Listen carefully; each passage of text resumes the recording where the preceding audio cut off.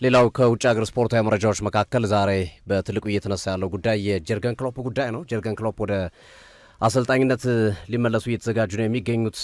ክሎፕ እንደምታስታውሰው ሰሞኑን በሳውዲ ሊግ በጣም አንድ ጠንካራ ጨዋታ ተከናውኗል። አሊታር ካልናስር ክርስቲያኖ ሮናልዶ የደመቀበት እነ ቤንዜማ በተቃራኒው ፈዞ ያመሹበት ጨዋታ ነበረ። አልናስር ለዋንጫ ነው ዘንድሮ እየተጓዘ ያለው፣ ሊጉን መምራት ጀምሯል። በጣም ጥሩ ውጤት ነው ያስመዘገበው። ወዲያውኑ አሊታድ በአልናስር ከተሸነፈ በኋላ አሰልጣኙን አሰናብቷል። አሰልጣኙ ማሰናበቱን ተከትሎ አይናቸውን ጀርገን ክሎፕ ላይ ጥለዋል አሊታዶች እና ሊቋቋሙት የማይችሉት አይነት ገንዘብ ነው ለጀርገን ክሎፕ እያቀረቡላቸው የሚገኙ። በጣም ብዙ ገንዘብ ነው ያቀረቡላቸዋል ተብሏል። ላውረን ብላ ናቸው የተሰናበቱት፣ የቀድሞ የፈረንሳይ ብሔራዊ ቡድን አሰልጣኝ ላውረን ብላ።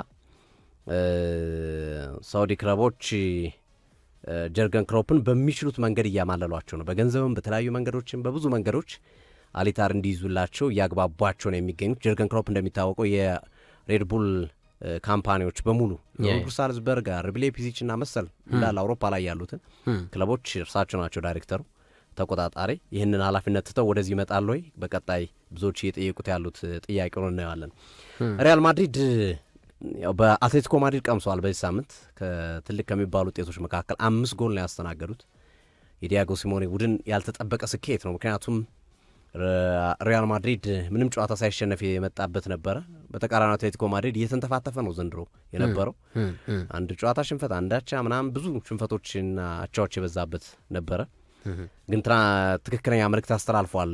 ቅዳሜ ዕለት ማድሪድን ያሸነፉበት የማድሪድ ደርቢ ዋንዳ ሜትሮፖሊታኖ ላይ ሪያል ማድሪዶች ከተሸነፉ በኋላ የክለቡ ባለቤት ፍሎሬንቲኖ ፔሬዝ ገንዘብ ለመመዥረጥ ተዘጋጅተዋል። ወዲያውኑ ውሳኔዎችን አስተላልፈዋል ተብሏል። 3 ተጫዋቾችን አይናቸው ውስጥ አስገብተዋል። አማካይ መስመሩ መስተካከል እንዳለበት ጥብቅ ትእዛዝ ይዘዋል። ያው ተከላካይ መስመር ላይ ክረምቱ ላይ እንደሚያስፈርሙ ማሳወቃቸው ይታወሳል። የሳሊባ ጉዳይ አሁን እነ ኢብራሂማ ኮናቴ፣ ማርገሂ፣ ዳዊቱ ፓሚካኖ እየተጠቀሱ ያሉ ስሞች ናቸው።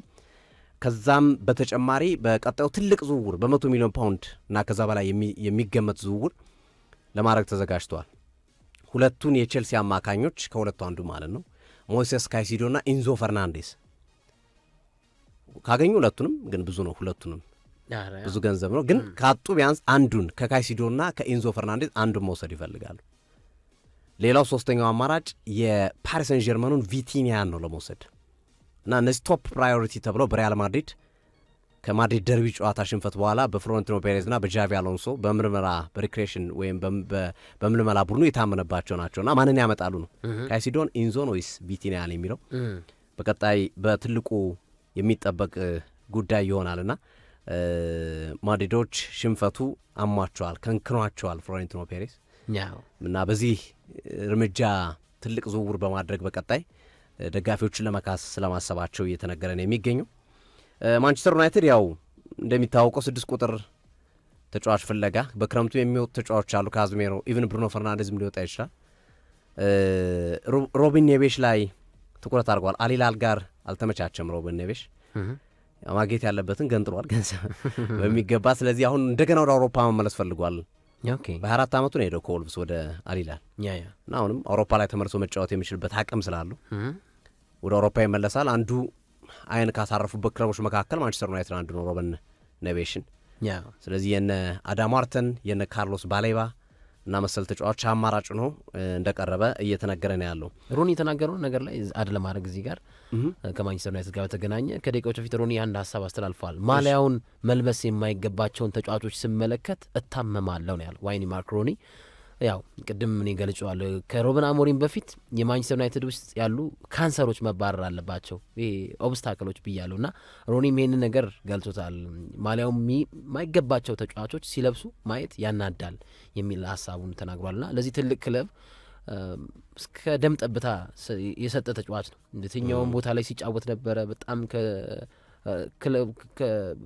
ደርቢዎች ላይ የምንመለከተው ይሄ ብቃት አለመሸነፍ ወኔ ምናምን ታይበታል ሮኒና ያንን ነገር አሁን ማንቸስተር ዩናይትድ ተጫዋቾች ላይ እያዩ አይደለም። በቃ ዝም ብሎ አለ አይደል፣ በቃ ዩናይትድ ተጫዋቾች ያለው ለማለት ሲቪውን ለመጻፍ ብቻ የመጣ ተጫዋች ያለ ይመስላል ብሏልና ይሄን ለማከለ ሶፊ በ2026 ወይም በመጪው ክረምት ኮንትራታቸው የሚጠናቀቁ ዓለም ላይ ያሉ የሚባሉ ግብ ጠባቂዎች አብዛኞቹ ኮንትራታቸው ይጠናቀቃልና ይሄ አንድ ላይ መሆኑ አነጋጋሪ ሆኗል። ኦኬ ማኑኤል ኖየር እሺ ከባየር ሙኒክ፣ ያን ሱመር ኢንተር ሚላን፣ ኦኬ ማይክ ሜኛን ኤሲ ሚላን፣ ኒክ ፖፕ ኒውካስል፣ ስቴፈን ኦርቴጋ ማንቸስተር ሲቲ፣ ኢድዋርድ ሜንዲ አልሂላል፣ ቦኖ ኤድዋርድ ሜንዲ አልሃሊ፣ ቦኖ አልሂላል።